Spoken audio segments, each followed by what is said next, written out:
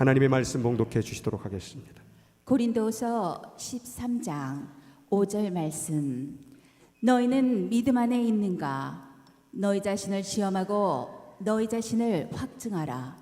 예수 그리스도께서 너희 안에 계신 줄을 너희가 스스로 알지 못하느냐? 그렇지 않으면 너희는 버림받은 자니라. 아멘. 우리 옆에 사람하고 인사하겠습니다. 예수님이 당신의 마음 안에 거하길 원합니다. 네.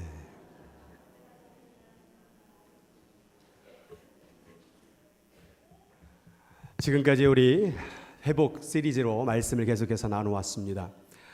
회복으로 가기를 소망하십니까? 그럼 먼저 내가 누구인지를 알라라고 말씀을 드렸습니다. 나에게 회복이 왜 필요합니까? 그게 바로 필요한 이유입니다. 내 필요하지 이 이유를 모르는 사람들, 우리는 정말 죽을 수밖에 없는 죄인이고 우리는 인생을 마무리 질 수밖에 없는 죄인인데 하나님의 은혜로 오늘 여기 있는 줄 믿습니다. 그 은혜를 잃어버리고 살았던 우리, 그 은혜를 잃어버리고 내 마음대로 살았던 그 자신, 그 인간, 그 사람이란 존재를 깨닫고 오늘 회복의 길로 나오시기 바랍니다. 이 회복할 리가 누구인가? 하나님밖에는 없다라는 사실이에요. 왜 그렇게 세상 사람 붙잡고 살았어요? 왜 그렇게 세상 것 붙잡고 애쓰며 눈물을 흘리며 살았습니까? 그것은 우리에게 회복의 길로 인도해 주지 못한다는 사실이에요. 하나님밖에 없는 줄 믿으시기 바랍니다. 하나님을 믿으세요. 하나님이 나를 회복시킬 줄을 믿습니다. 하나님이 정말로 내 인생을 회복시킬 줄 믿습니다. 그러면 하나님은 역사하실 줄 믿습니다. 하나님 마음을 움직이는 건요, 믿음밖에 없어요. 하나님 믿을 때 흥분하시고요, 저도 제 안사람이 저를 당신만 믿어 그럼 힘이 나는 거예요. 근데 당신을 내가 인생을 맡겨야 될지 말아야 될지 그러면요, 저도 힘이 쭉 빠지는 것 같아요. 결혼할 때도 마찬가지 아니겠습니까? 여러분의 아내, 여러분의 남편 믿을 때 힘이 생기는 줄 믿으시기 바랍니다. 여러분의 자녀를 믿습니까? 아멘 안 하신 자녀들은 그러니까 힘들어지는 거예요. 믿음을 안 줬던 것이죠. 하나님을 믿으시기 바랍니다. 그런데 끝까지 믿으세요. 끝까지. 조금 하다가 올 초에는 내가 이래는 말씀을 많이 읽어야지, 기도를 많이 해야지, 전도를 많이 해야지. 근데 지금은 어떻게 됐습니까? 좀 뭘 시작을 하면 끝까지 잘하시기 바랍니다. 작심삼일이라는 말이 있습니다. 3일만 지나면 또 끝나니까 날마다 3일마다 작정하시면 돼. 작심삼일밖에 안 되니까 우리 인생은 3일쯤 되면 또 이렇게 흐물흐물해질 때 다시 한번 또 작정하고, 그렇게 해서 계속해서 하나님을 선택하시기 바랍니다. 그래도 안 된다. 그것은 바로 죄를 청산하지 않았기 때문에 그래요. 죄가 있으니 회복이 있을 수 있겠습니까? 그 더러운 병균과 같은 것을 내 안에 두고 사니 회복을 아무리 이루려고 해도 이 바이러스의 죄에 그 더러운 것들이 우리 인생을 망가뜨려 버린다는 사실입니다. 죄를 청산하시기 바랍니다. 죄가 마음 가운데 있으면 그것을 완전히 하나님 앞에 내려놓으시기 바랍니다. 이 죄를 아무리 해결하려고 해도 되지 않는 이유, 그것은 바로 사단이 우리와 함께하고 있기 때문에 그렇습니다. 세상에 여러분을 사랑하는 존재가 두 존재가 있었습니다. 그 존재가 뭐냐? 첫째는 하나님이 여러분을 사랑하는 줄 믿으시기 바랍니다. 또 하나는 누굴까요? 사탄이 여러분을 그렇게 사랑해요. 모르셨습니까?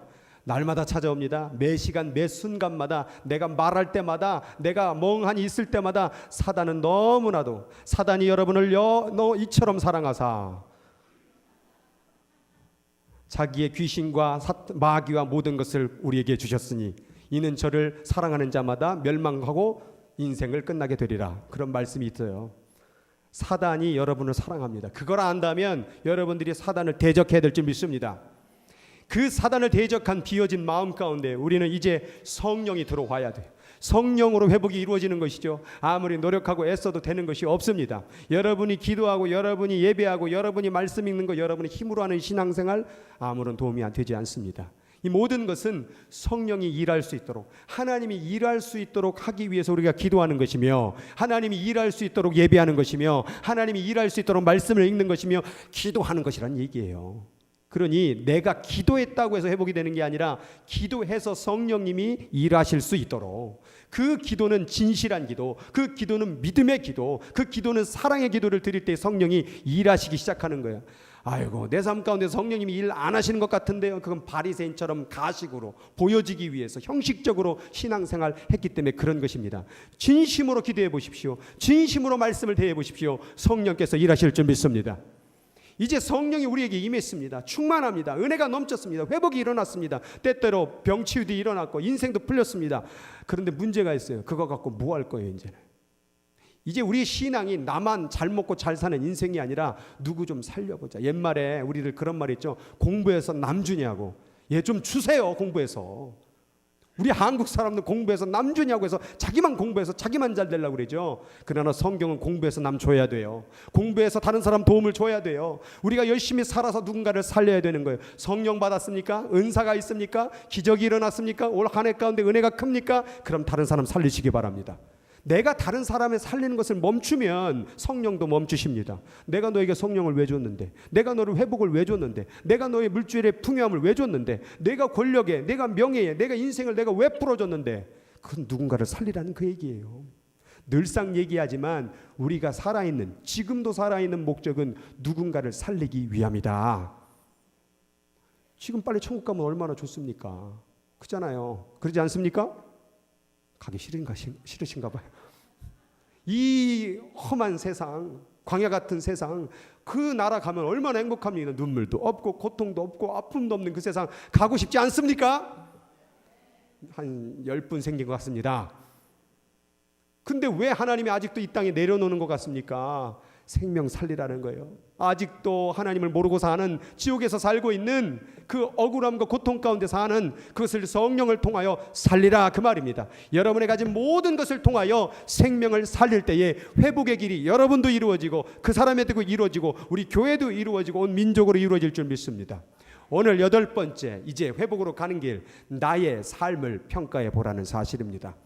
여러분 학교 다닐 때 시험 보셨습니까? 얼굴 표정이 나는 시험을 너무 싫어한단다, 이런 표정입니다. 시험을 왜 보는 걸까요? 내 실력, 내 수준, 내 상황을 파악하기 위해서 시험을 보는 것입니다. 그리하여 내가 이 부분이 부족하구나, 내가 이 부분을 더 잘해야 되는구나라는 것을 점검할 수 있다라는 거예요. 그래서 오늘 회복으로 가는 길 가운데에서 그동안에 나름대로 열심히 해왔지만 왜 회복이 우리의 삶 가운데 점점점 멀어갔는가? 이 평가를 하지 않았기 때문에 그런 것입니다. 마태복음 12장 36절의 말씀에 보니까 사람이 무익한 말을 하든지 심판날에 이에 대하여 신문을 받게 된다라고 말씀하고 있어요. 무익한 말, 그냥 툭 하고 던진 아무런 쓸데없는 말 하나까지 심판을 받게 된다는 사실이에요. 그럼 우리가 왜 삶을 평가하느냐? 이제 2018년도의 끝자락에 있습니다. 이 끝을 경험한다라는 것은 뭐냐면 앞으로 우리 인생 가운데 끝이 있다라는 얘기예요. 그래서 하루의 끝이 있고 일주일의 끝이 있고 한 달의 끝이 있고 1년의 끝이 있고 또 인생의 끝이 있는 거예요. 그러니 2018년도의 끝을 경험한다면 내 삶 가운데 야, 인생이 이제 끝나는구나, 2018년도는 다시 돌아오지 않는구나, 끝이구나. 그런데 하나님 말하는 거예요. 심판이 있다고. 그래서 우리는 인생의 끝을 바라보며 우리의 삶을 점검해 봐야 돼. 마치 뭐와 같이 그날의 주님 앞에 서서 마지막 끝날에 심판을 받는 것 같이 우리를 평가해야 된다라는 거예요. 만약 주님이 오늘 오신다면 우리 주님께 뭐라고 말할 거냐 이 말이에요. 만약 오늘이 끝이라고 한다면 우리 주님의 인생을 드리고선 뭐라 주님이 평가하시겠냐 이 말이죠. 우리가 하나님의 마음으로 우리 인생을 평가하여 마지막 주님 앞에 섰을 때 부끄럼 없는 인생 되기를 주의 이름으로 축복합니다. 첫 번째 평가입니다. 첫 번째는 여러분의 신체를 평가하세요. 여기 뭐 학교 다니는 것도 아니고 왜 신체를 평가합니까? 그렇게 얘기를 하는데 여러분, 이것은 여러분의 육신을 잘 살펴보라 그 말이에요. 여러분 육신적인 모든 것 가운데서는 거기에는 질병도 있고 피곤함도 있고 아픔도 있고 여러 가지가 섞여 있습니다. 그런데 그 모든 것들이 어떤 영향을 미치느냐? 내면으로 영적으로 영향을 미치고 있다는 사실을 알아야 돼요. 그림으로 보면 여러분이 지금 사람이라는 존재는 영, 혼, 육 3분설로 나누게 되는데 세상의 이 육신을 여러분을 공격하여서 정신적인 걸 마비시키고 영적까지 혼미하게 만든다는 사실이에요. 그래서 여러분들이 육신 가운데서 병들었거나 혹은 피곤함을 겪을 때에 그 모든 것이 사람이 병들 수 있지, 피곤할 수 있지 이렇게 말할 수 있습니다. 그런데 그 피곤함이, 병듦이 뭘 방해하느냐? 영적인 일을 방해한다라는 거예요. 내가 좀 기도하려고 그러면 오늘은 피곤해서 못 가겠네. 오늘은 병 걸려서 못 가겠네. 여러분 병 걸리고 피곤하면 하나님 일 못합니다. 전도도 못합니다. 그러니 우리가 신앙생활을 잘 하려면 이 육신을 평가를 해야 되는 거예요. 내 건강을 잘 유지해야 된다는 그 말이에요. 그래서 요한 3서 1장 2절에 보면 사랑하는 자여 그대 영혼이 건강한 것처럼, 영혼이 건강해야죠. 그런데 그대 모든 일이 잘 되고 몸도 건강하기를 기도합니다. 몸도 건강하기를 기도한다. 이거 기복신앙 아닙니까? 라고 말할 수 있습니다. 그러나 우리 몸이 건강하고는 우리가 잘 먹고 잘 살려고 건강이 아니라 누군가를 살리기 위해서, 누군가를 위해서 정말 생명을 살리는 일을 하기 위해서 건강을 지켜내야 된다는 그 말이에요. 그래서 여러분 어떻게 피곤하세요? 지금 눈들이 퀭한 게 굉장히 피곤해 보이는 분들이 있어요. 그런데 피곤한 것이 그냥 단순히 인생을 바쁘게 살고 열심히 산 것에 대한 결과물이 아니라 여러분이 시간 관리를 제대로 못하고 있다는 사실이. 왜 그렇게 피곤했어요? 돈 버냐고 피곤했죠? 누구 만나냐고 피곤했죠? 그것 때문에 뭘 못하고 있느냐? 하나님의 일을 못하고 있다는 사실이에요. 피곤하면 피곤할 수 있어요, 인생이. 그런데 그 피곤함이 하나님의 일을 방해하고 예배를 방해하고 섬김을 방해하고 생명 살리는 일을 방해한다면 그 피곤함은 죄가 될 수 있다 이 말이에요. 그래서 우리의 육체를 평가하라는 그 말은 우리가 피곤하지 않도록 너무 세상에 돈 버는 일에, 세상 따라가는 일에 피곤을 했다가 하나님 일 못하진 않나를 점검해보라 그 말이에요. 그래서 오늘 이 시간 가운데 여러분 너무 피곤해서 예배가 집중이 안 된다, 그 회개해야 돼요. 정신을 똑바로 차리고. 여러분 예수님 제자들이 예수님 십자가에 돌아가시기 전날 밤에 뭐 때문에 기도 못했어요? 피곤해서 못했어요. 예수님 내일 팔려가는데, 예수님 내일 돌아가시는데 피곤해서 기도 못한 것이 그들이 다 예수님을 배신했다 그 말이에요. 피곤이 배신이 됐다. 여러분 이것이 육체에 대한 우리 심각한 평가를 해봐야 될 이유가 된다 그 말이에요. 그래서 너무 세상 일 하다가 좀 돈 덜 벌면 되잖아요. 좀 세상 일 덜 하면 되잖아요. 이 피곤한 것 때문에 병이 걸리는 거잖아요. 이 병 때문에 결국 하나님 일도 못한다고 한다면 여러분 평생 이 땅에 태어나서 병 걸려 살다가 병 걸려서 죽으면 주님 앞에 섰을 때 넌 뭐 했냐? 아유 저는 병 걸려가지고요. 이렇게 된다면 얼마나 불쌍한 인생이냐 이 말이에요. 그래서 우리는 이 신체 한 해 동안 너무 피곤하게 살지는 않았습니까? 한 해 동안 뭐가 그렇게 바쁘셨어요? 한 해 동안 그렇게 피곤하게 사니까 병들고 암 걸리고 힘들고 괴로워지잖아요. 너무 세상 일에 피곤하지 마시기 바랍니다. 적당히 일하고 주일 딱 전에는 쉬어서 온전한 예배를 드릴 수 있도록 여러분의 몸이 그렇게 신앙의 방향에 맞출 수 있도록 여러분의 몸을 잘 관리하시기 바랍니다. 성령의 은혜를 받고 막 은사를 받고 다 해놓고 이 육체 관리 못해갖고 망해지는 인생이 얼마나 많은지 모른다는 그 얘기예요. 또한 이 신체를 평가한다는 것은 중독을 평가해야 돼요. 여러분이 지금 하고 있는 많은 일 가운데 이 몸이 무언가 중독을 되어져 가고 있다는 사실을 알아야 돼요. 중독이 되려면 공식이 있어요. 그 공식이 뭐냐면 어디에 흥미와 관심, 그 다음 플러스 시간, 그리고 반복되어지면 그게 중독이 됩니다. 여러분 무엇 하기를 좋아하세요? 여러분 무엇을 보기를 좋아하고 무엇을 하는 것을 좋아하세요? 흥미가 있습니다. 그리고 시간을 투자합니다. 그리고 정기적으로 반복적으로 그 일을 하게 되면 그것은 중독입니다. 여기에 나오는 게임이 죄입니까? 게임이 죄가 아닌데 그 게임에 시간을 투자하고 정기적으로 그것을 계속 반복해서 하면서 사람으로서의 본분을 감당하지 못한다면 게임도 죄가 됩니다. 그리고 오늘날 많은 분들이 이 포르노 영상, 인터넷 시대를 겪으면서 젊은 사람 할 것 없이 결혼한 남자들도요 포르노 영상을 보는 사람들이 많습니다. 얼마 전에 미국 성직자들 통계, 비밀 통계 자료에 의하면 포르노 영상을 보는 클러지 성직자가 60%라고 말했습니다.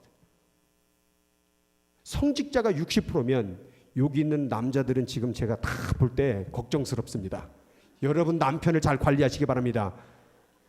혼자 핸드폰으로 뭘 보고 있는지를 한번 잘 살펴보세요. 틀게 나오면 요즘엔 잠깐 건너가면 나와요. 그러니 지금 세상의 문화 가운데 아직도 예수를 믿고 이 포르노 영상에 몸을 들이고 있는 중독에 빠졌다고 한다면 여기 회복이 있을 수 있겠습니까? 백날 기도해 보십시오. 회복은 일어나지 않습니다.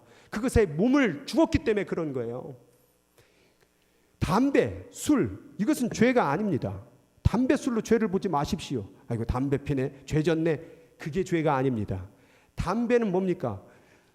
무언가 스트레스 받고 뭔가 괴로울 때 답답할 때 이걸 너무 리얼한가요? 그 시간에 주님을 구하라 그 말이에요. 술도 이 술주자 그 주님을 자꾸 찾는데 괴롭고 힘들 때 자꾸 그 주님을 찾으니 그 시간이 차라리 우리 하늘에 계신 주님을 찾아야 하는데 이 땅에는 그 소주님을 자꾸 찾으니까 결국 기도할 시간을 잃어버리고 주님께 의지할 시간을 잃어버리고 믿음을 잃어버린다 그 말이에요. 여러분, 술과 담배를 먹어서 죄가 아니라 술과 담배를 먹음으로 말미암아 주님을 찾지 않는 게 죄인 거예요.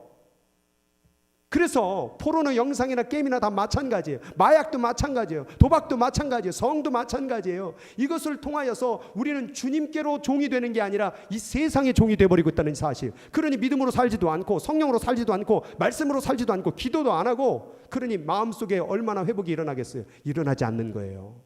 오늘 로마서 6장 16절에 보니까 너의 자신을 종으로 내주어 누구에게 순종하든지 그 순종 받는 자의 종이 되는 줄을 너희가 알지 못하느냐.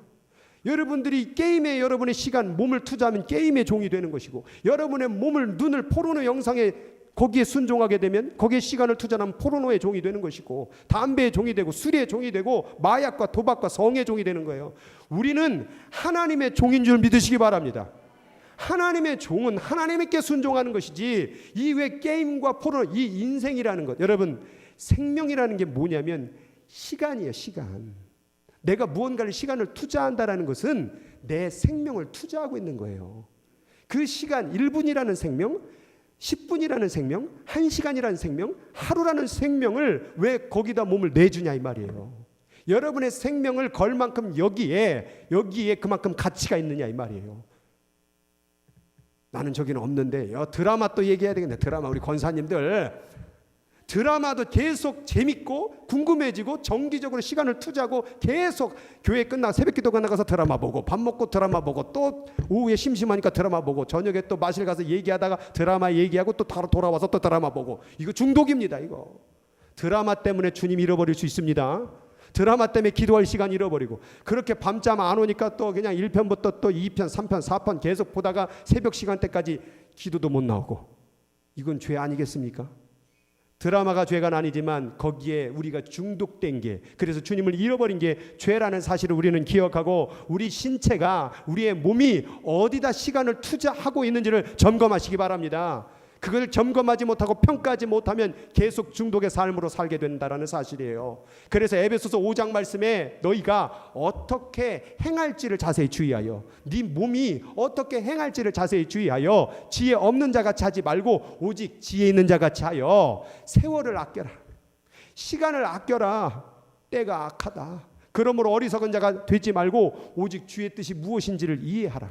술 취하지 마라. 세상에 취하지 마라. 중독되지 마라. 담배에 중독되지 말고, 포르노 영상에 중독되지 말고, 돈과 마약과 도박에 중독되지 말고, 이는 방탕한 것이니 오직 성령의 충만함을 받아라. 이게 자꾸 세상에 자꾸 중독돼 버리니까 회복이 안 일어나는 거예요. 아이고, 교회는 나왔는데 머릿속에 온통 그거로. 어느 분이 목사님이셨어.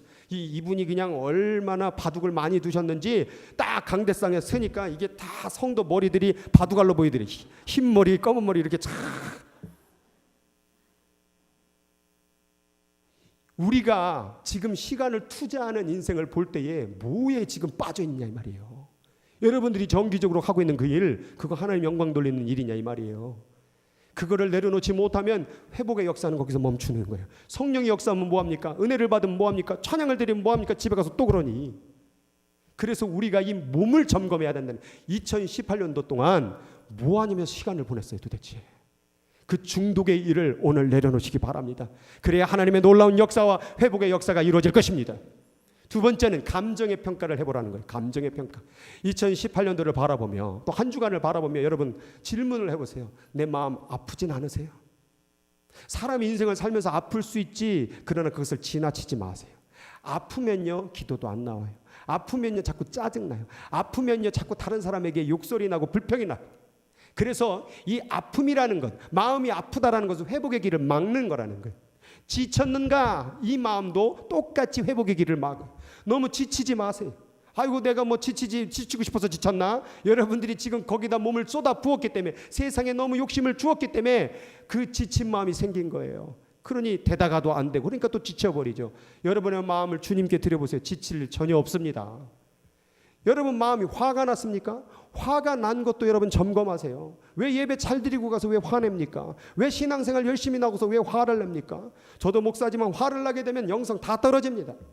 그래서 여러분이 화는 그 마음도 점검해 봐야 된다 그 말이에요. 원망하고 있습니까? 내 탓하고 남 탓하고 나는 해도 안 돼. 난 뭐가 되는 게 하나도 없어. 이렇게 내 탓하고 있고 원망하고 있고 또 다른 사람 탓하고 있고 이게 사실은 그 사람 때문에 그래. 이렇게 자꾸 남 탓을 하니 여러분 회복이 어떻게 일어나겠어요? 어떻게 평안이 있고 기쁨이 있느냐 이 말이죠. 마지막으로는 긴장하고 있느냐, 텐스, 스트레스 받고 있는 것도 우리가 조심해야 되는 거예요. 스트레스 받으면요 자꾸 교회 일도 짜증나고 예배도 짜증나고 성경 읽기 싫습니다. 그러니 이 스트레스를 뭘로 풀려고, 먹을 걸로 풀려고, 세상의 중독으로 풀려고 하니 그것 가운데 그때뿐이잖아요. 다시 내일 되면 다시 또 스트레스를 받고 염려되고 걱정되는 이러한 감정들의 마음을 우리가 점검해야 된다 그 말이에요. 2018년도 가운데 이렇게 마음 아프고 화나고 짜증내고 원망하고 스트레스 받는 일들이 있다면 오늘 이 시간에 예수 안에서 그것을 내려놓길 바랍니다. 기도하라 그 말이에요. 이 문제를 놓고 우리가 하나님 앞에 회복을 놓고 기도하지 아니하면 내년도도 또 이렇게 살아야 돼요. 내년도도. 그래서 우리가 이런 일들을 겪으면서 내 감정적인 마음을 점검해야 되겠구나. 그래서 잠언서에 보니까 모든 지킬 만한 것보다 뭘 지켜라고요? 네 마음, 네 감정을 지켜라. 생명의 근원이 여기서 난다.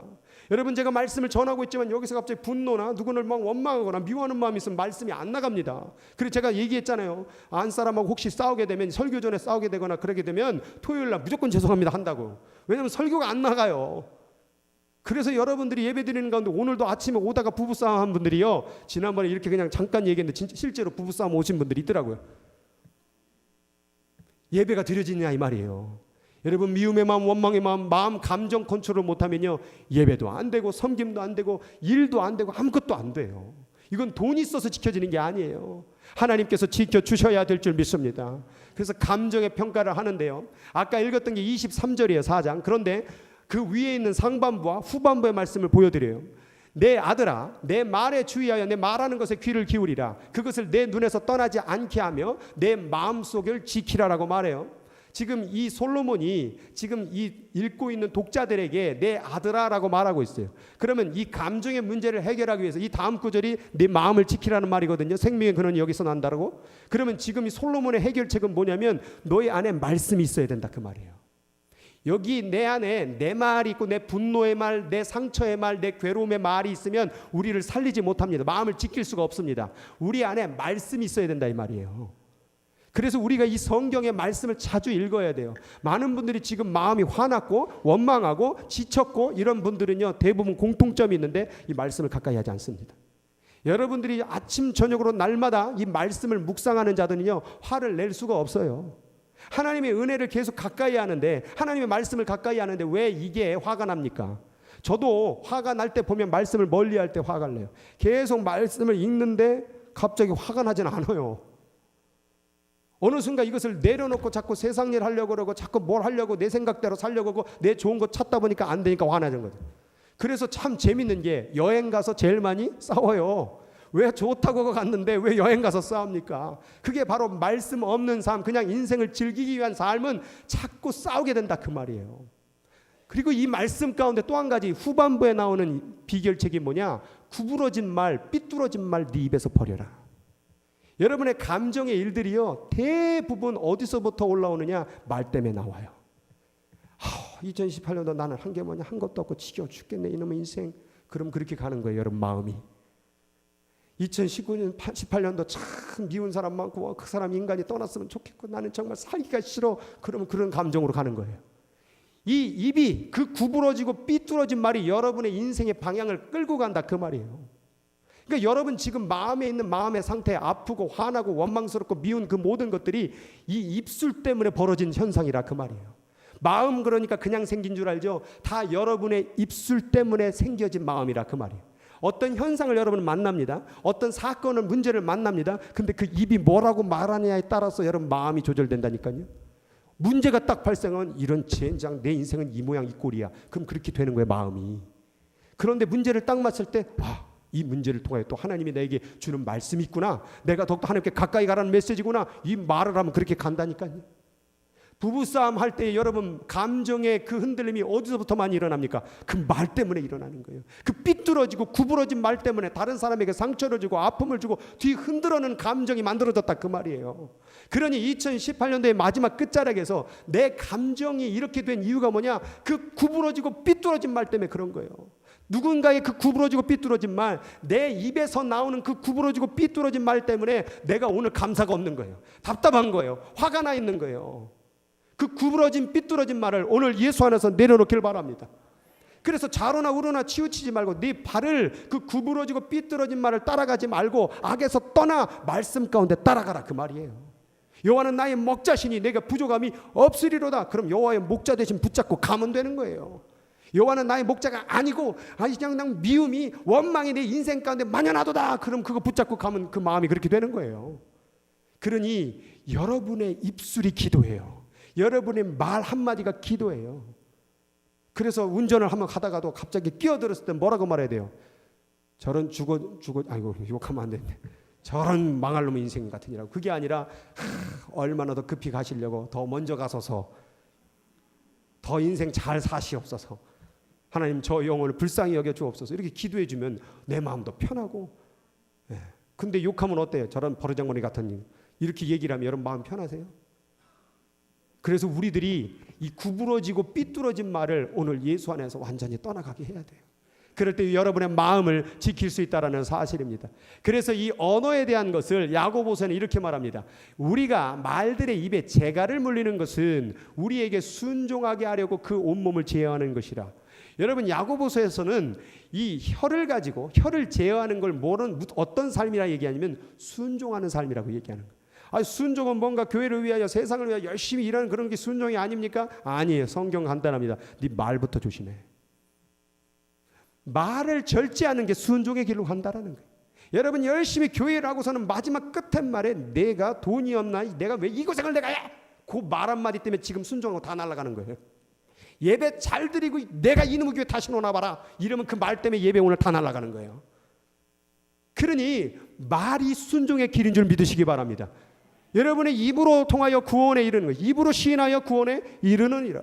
이런 말의 권세를 여러분들이 알아야 되는 거예요. 여러분이 말 때문에 그동안의 감정의 뒤틀림을 경험했던 것이고, 이 말 때문에 성령의 은혜를 받고 다 쏟아 부었다라는 거예요.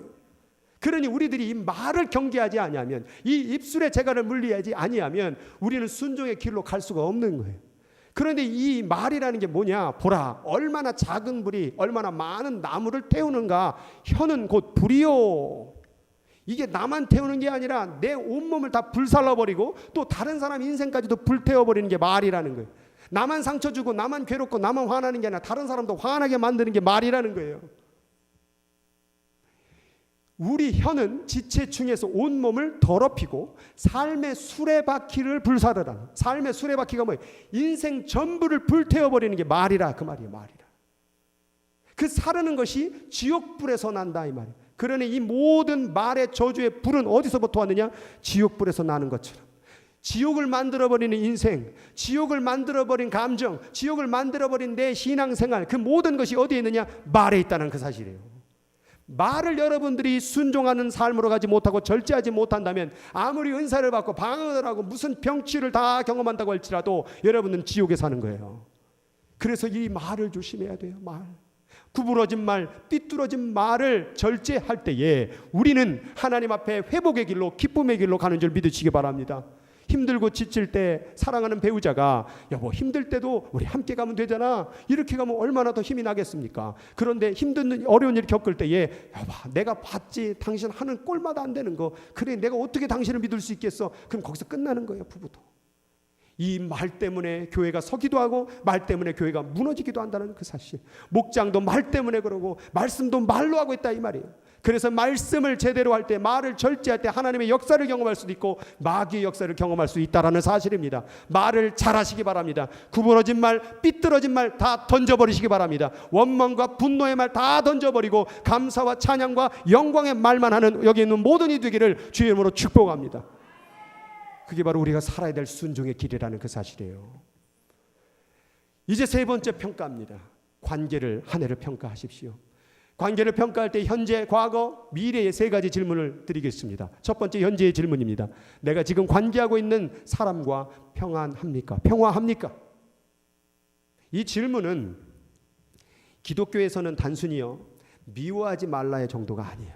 나 미워하는 사람은 없고 그냥 괜찮은 것 같은데 이 정도 수준이 아니에요. 성경이 원하는 것은 평화한 관계가 되는 거예요. 쉽게 말해서 그런 거 있잖아요. 누군가를 만나면요, 그 사람한테 내 속을 다 끄집어낼 만큼 기쁨이 생기는 사람이 있어요. 내 마음을 위로해 주는 사람이 있어요. 그게 바로 평화의 관계예요. 근데 어떤 사람 만나면 그냥 그저 그래요. 성경은 그저 그런 사람, 그리고 심지어 미워하는 사람까지도 평화를 만들고 있느냐를 묻고 있는 거예요.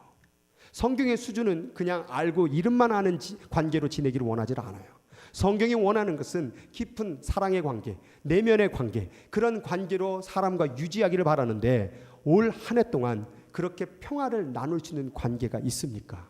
몇 명이나 되십니까? 그리고 그러지 못한 사람이 있습니까? 그걸 오늘 점검해 봐야 된다 이 말이에요. 이 끝자락에서 뭐 말씀을 많이 읽었냐, 기도를 많이 했냐, 뭐 섬김을 많이 했냐를 묻고 있는 걸 떠나서 이 사람하고 관계를 어떠냐라고 묻는 것은 왜 중요하냐면, 천국이라는 것이 바로 사랑의 나라이기 때문에 그렇습니다.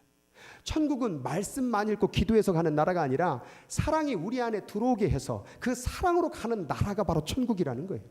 하나님께서 세상을 이처럼 사랑하사 독생자를 주신 거예요. 그것을 통하여, 그 사랑을 통하여 구원의 문을 여셨다라는 거예요.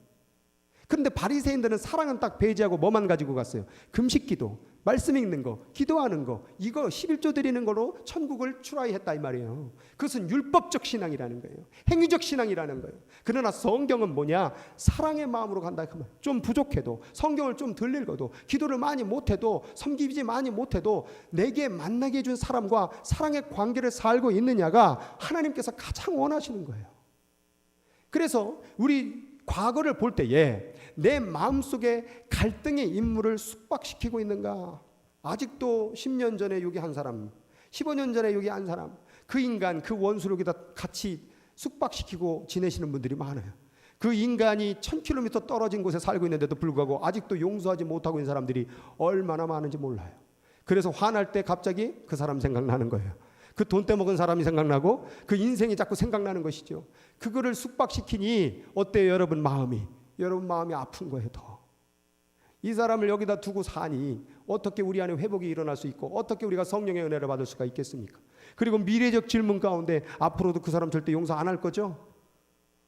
그 마음을 갖고 있으니 아무리 회복의 메시지를 전하고 뭐 성령 충만으로 살아라고 그러고 막 기도해야 된다고 말해도 아무런 내게 도움이 안 되는 거예요. 왜요? 이 관계 때문에. 우리의 회복의 길을 막고 있는 게 바로 이 관계예요. 우리가 신앙의 회복의 길로 가고 있려고 하는데 이것을 막아버리는 게 바로 관계의 문제라는 거예요. 그래서 사단은요, 여러분을 기도를 방해하고 말씀을 방해하고 이런 것보다도 더 중점적으로 사역하는 부분이 있는데 바로 사랑의 사역을 방해하는 거예요. 그래서 사단이라는 그 디아볼로스, 그리고 세이튼이라는 그 원어의 동사가 뭐라 그랬어요? 미워하다, 고소하다, 정죄하다, 모함하다. 사단이 원하는 것은 여러분 말씀 더 읽으라고 그래요. 많이 읽어. 그래서 더 자랑해 그래요. 기도 더 많이 해. 그거 갖고 자랑하라고 그래요. 근데 성경 가운데 사탄이 꼼짝 못하는 게 바로 사랑이에요. 사랑. 이 사랑이라는 것은 자기를 드러내는 게 아니에요. 자기가 희생하는 거예요. 그 사람을 살리는 일이에요. 그러니 사탄은 이것만은 방해하고 싶은 거예요. 이것만은. 그래서 기도 많이 하는 분들, 말씀을 많이 읽는 분들, 사람 관계 똑바로 못해가지고 신앙생활 무너진 사람들이 얼마나 많은지 몰라요. 여러분, 이 관계의 평가를 2018년도의 끝자락에서 다시 한번 점검해보고 내가 그동안 말씀을 왜 읽었는가, 기도를 왜 했는가, 교회 예배를 왜 드렸는가. 결국 인생의 끝 목적은 뭐예요? 사랑하기 위해서. 이거를 통하여 우리가 회복의 역사로 갈 수 있다라는 겁니다. 용서라는 것, 이 사랑이라는 것은, 용서라는 이 마음 가운데 불편함과 원수들을 용서해 주는 것은 사랑의 기회를 다시 찾는 걸 얘기하는 거예요. 그럼 왜 용서하지 못할까? 그것은 세 가지 이유 때문에 그렇습니다. 하나님 나를 얼마나 크게 용서하셨는지를 깨달을 때 다른 사람을 용서하기가 쉬워진다는 그 얘기. 그러니까 하나님이 나를 얼마나 크게 용서한지를 깨닫지를 못하니까 용서가 안 되는 거예요. 하나님이 여러분을 얼마나 크게 사랑하시고 용서해 주신지를 믿습니까? 아십니까? 그것은 자기의 아들을 십자가에 못 박혀서 사랑한 그 사랑이에요. 이것은 너무나도 커서 측량할 수 없는 거예요. 하늘을 두루마리를 삼고 바다를 먹물로 삼아도 그 크신 하나님의 사랑을 다 기록할 수 없는 사랑이에요. 그 사랑 당신이 받았잖아요. 당신이 살인자예요. 우리 모두가 하나님의 아들을 죽인 살인자예요. 그런데 이 살인자가 용서하지 못할 게 뭐 있어요? 그 사람이 여러분에게 뭘 그렇게 힘들겠어요? 당신이 살인자인데, 우리가 살인자인데 우리가 용서하지 못할 게 뭐가 있습니까? 우리 주제에. 두 번째는 당신이 아무리 사람을 용서해도 하나님께 받은 용서보다 크지가 않아요. 그 살인죄를 용서받았어요. 다른 인간의 살인이 아니라 이 세상 우주를 만드신 하나님의 독생자 예수 그리스도를 죽인 그 살인죄를 용서받은 거예요. 이것은 사람의 100만 명, 억만 명의 목숨을 죽여도 갚을 수 없는 죽음이에요. 생명이에요. 그 생명을 내가 죽인 거예요. 우리가 죽인 거예요.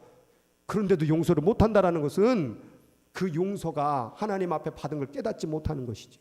그래서 세 번째가 당신이 용서가 어렵다면 당신이 용서를 받았다고 믿지 않고 있기 때문에 그런 거예요.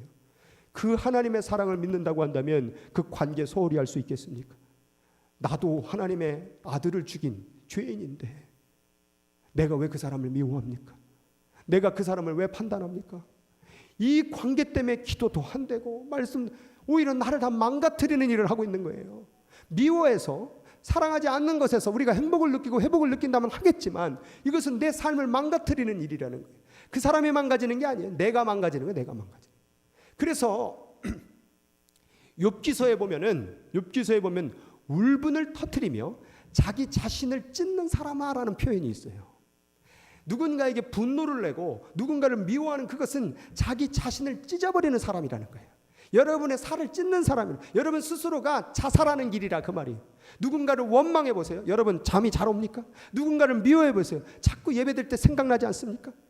자꾸 여러분이 힘드는 거예요. 그 사람이 힘든 게 아니라 내가 힘들어지는 일을 하고 있다는 거예요. 그래서 용서하지 않으면 자기 자신을 해치고 그는 해를 받질 않아요. 정말 괴로운 건 나뿐인 거예요.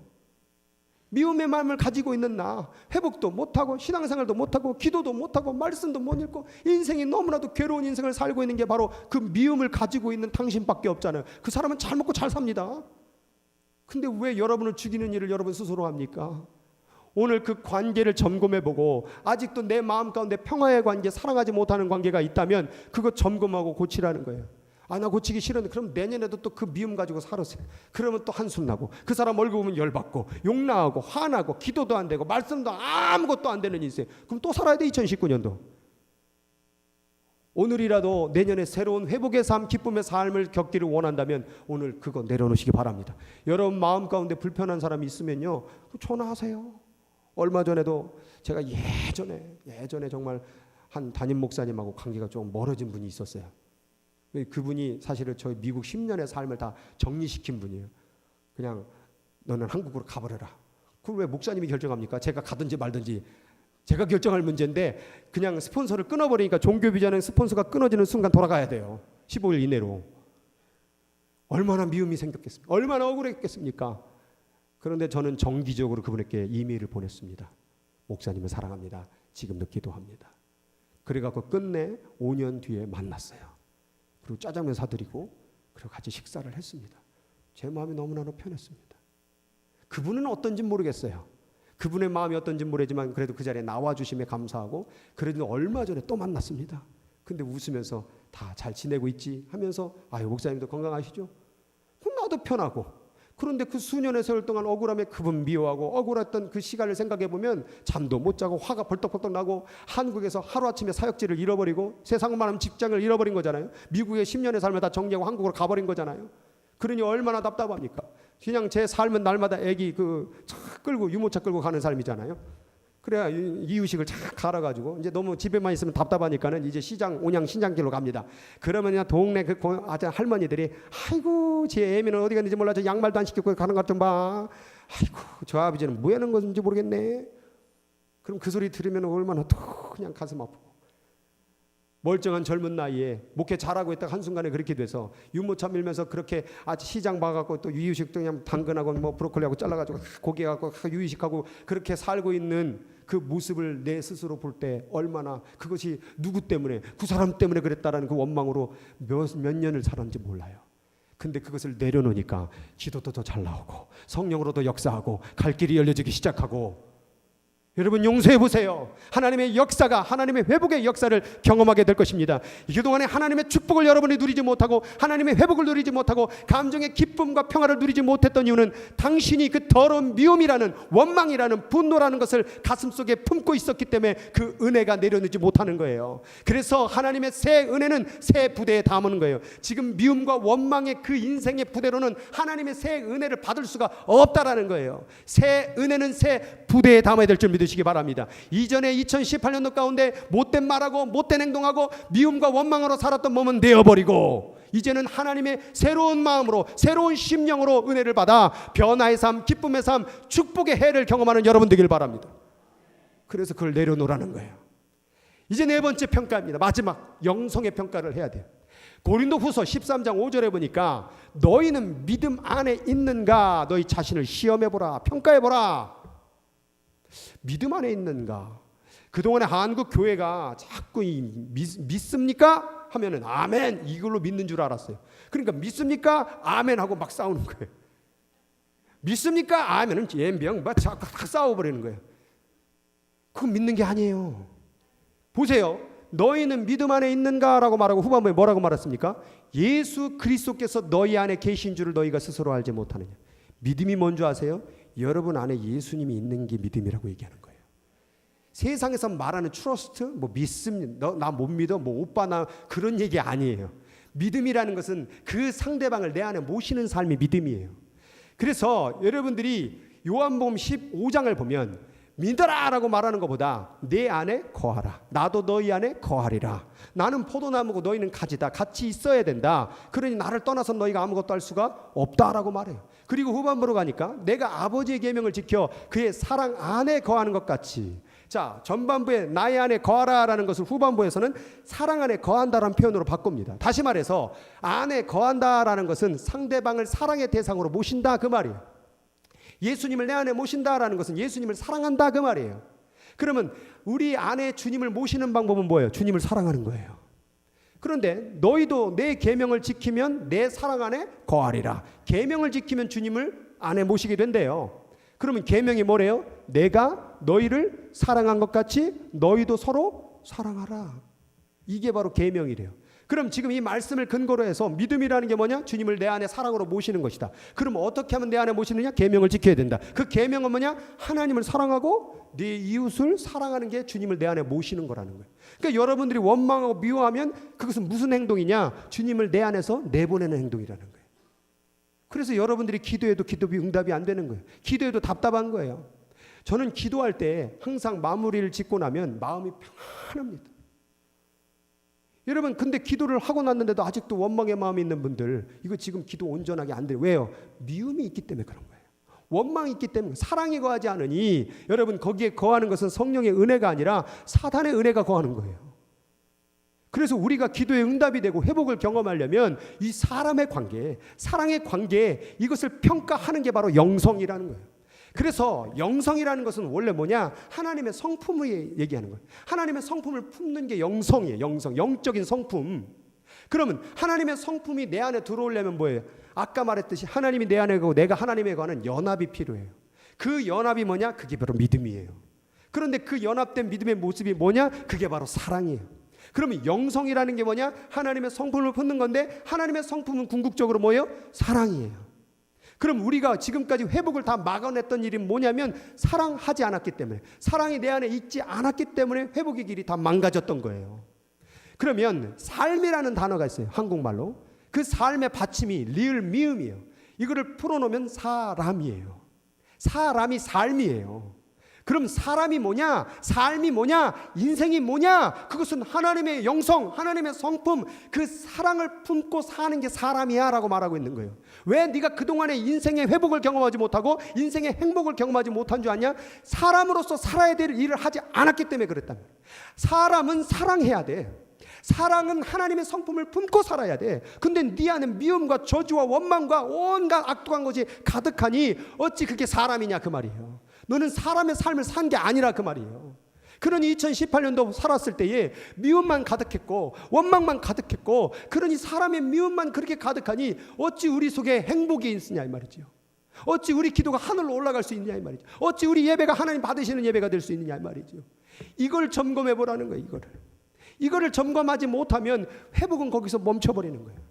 그래서 이것을 총체적으로 나의 삶을 오늘 이 시간 가운데 평가를 하는데, 육체적으로, 감정, 관계, 영성으로 평가하는데 첫 번째 질문이에요. 너무 육체적으로 피곤하고 질병 걸렸거나 중독은 있는지 없는지 살펴보시기 바랍니다. 한 해 가운데서 너무 피곤하게 세상 일에 너무 시간을 낭비하지 마세요. 그 피곤함 때문에 병이 왔잖아요.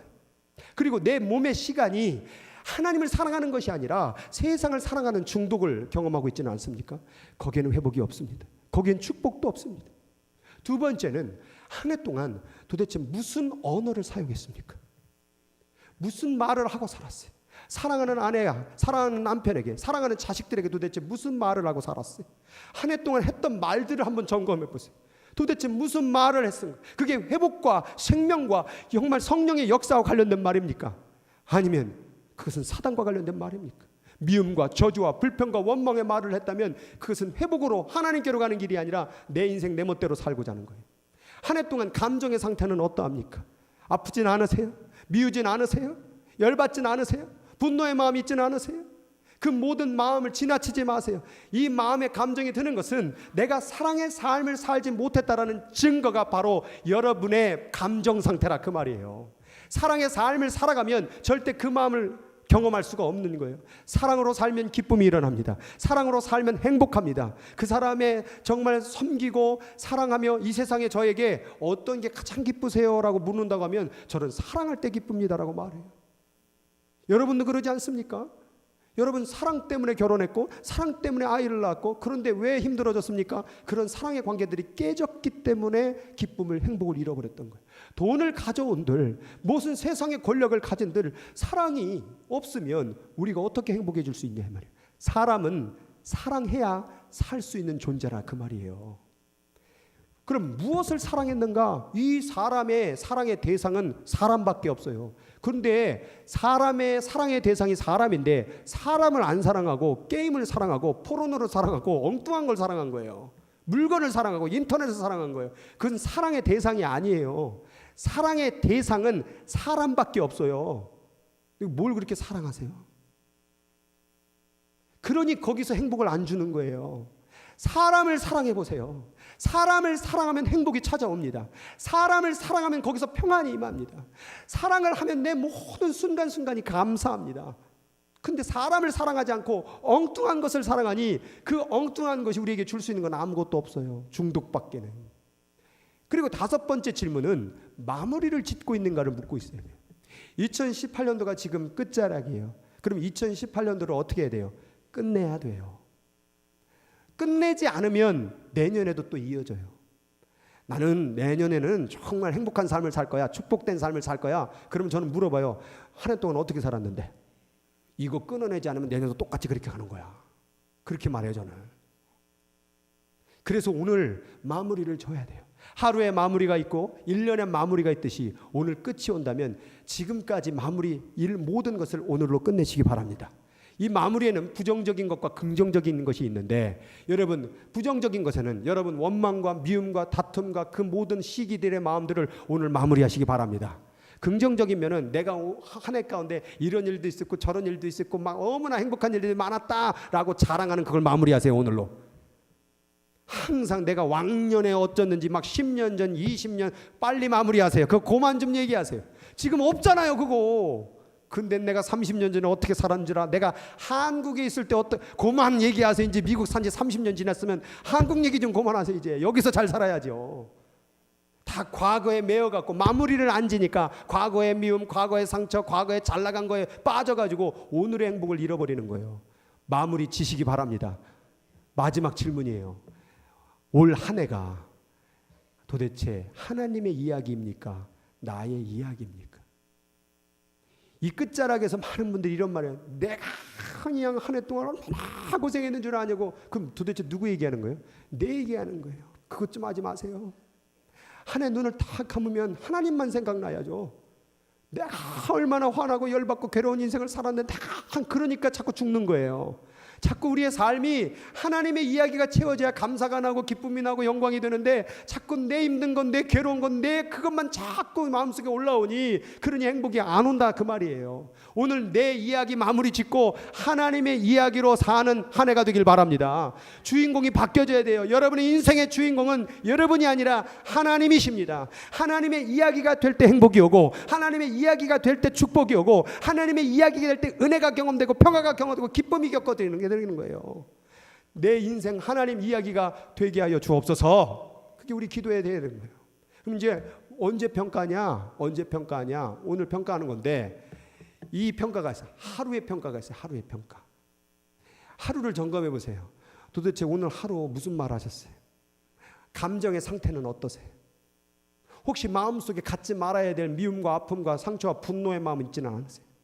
하루씩 날마다 눈을 감을 때에, 여러분 잠잘 때 눈 감고 주무시죠? 가끔 조금 눈 뜨는 분들도 있지만 그래도, 자, 눈을 감는다라는 건 뭐예요? 하루가 끝났다 그 말이에요.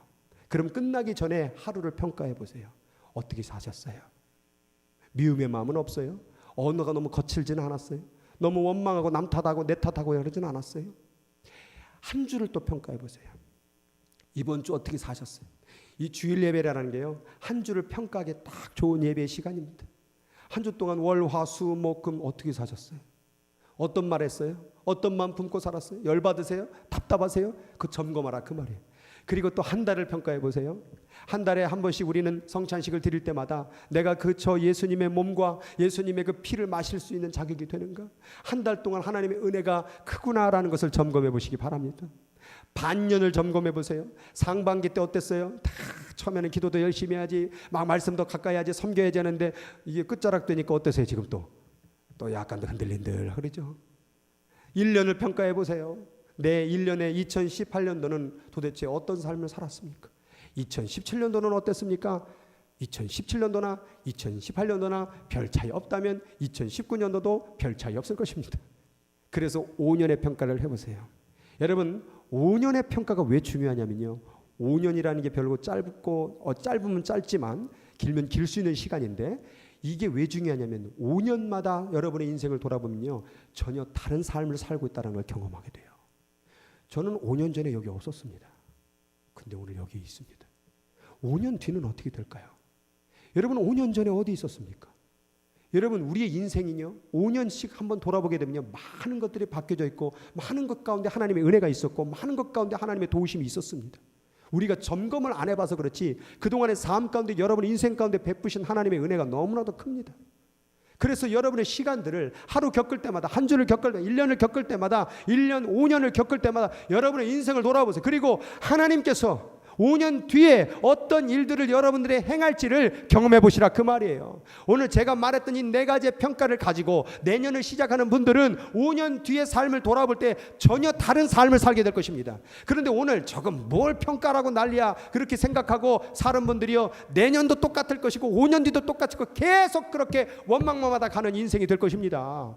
그러니 이제 올 한 해를, 이거 뭐 지금 내가 나이가 뭐 70, 80인데 이거 뭐 한 해 끝나는 거 한두 번 겪어? 이런 얘기로 그냥 지나가 버리면 내년도 또 그렇게 사시고 그냥 좀 바꾸자 이 말이에요. 이제 끝이 온다니까요. 이제 그 말이 안 통할 날이 와요. 그게 바로 주님 얼굴 볼 날이에요. 그때 그 말이 통할 것 같아요? 여러분 그땐 진짜 완전히 끝이에요. 그래서 우리의 삶을 좀 평가요 온전히 서는 여러분 되길 바랍니다. 자, 고린도후서 13장 6절 오늘 본문을 쉬운 성경으로 읽어드립니다.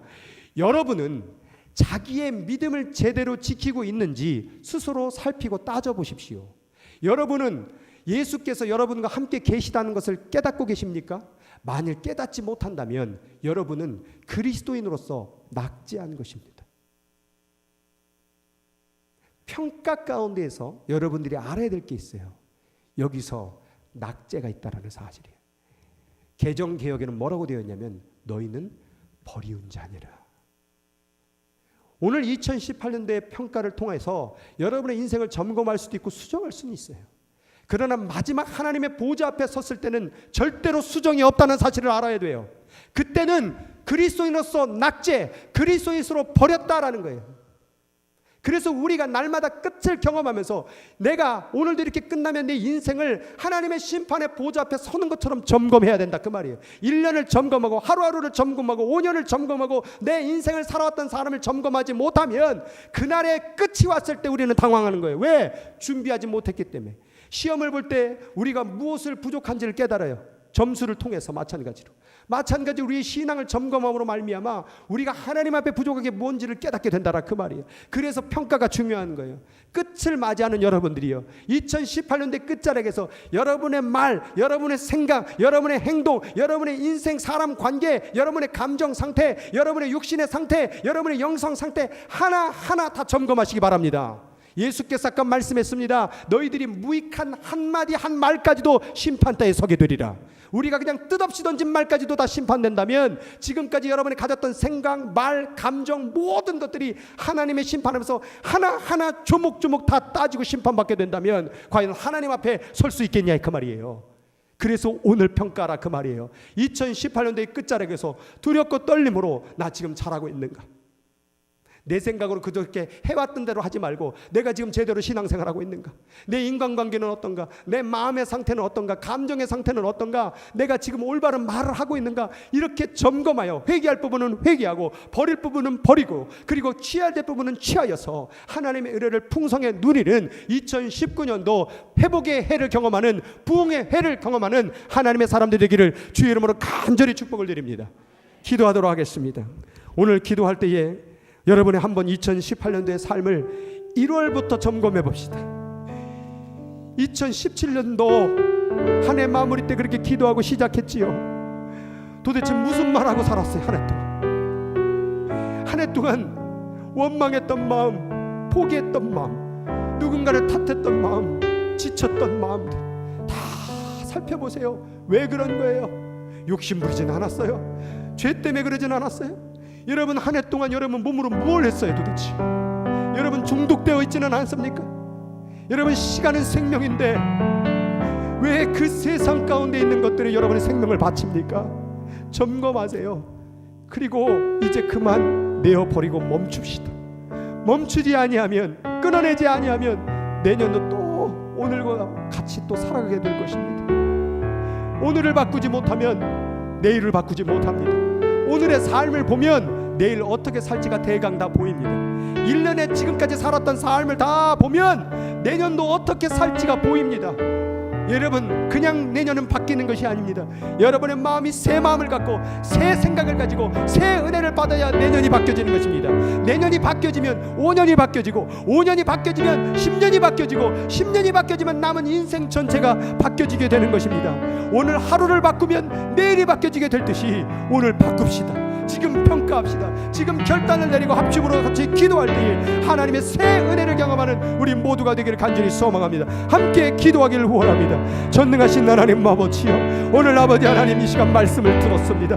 하늘을 돌아봅니다. 하나님 그렇게 주님도 섬기겠다고, 주님 위해서 살겠다고 하늘을 돌아보니 내가 했던 말들이 너무나도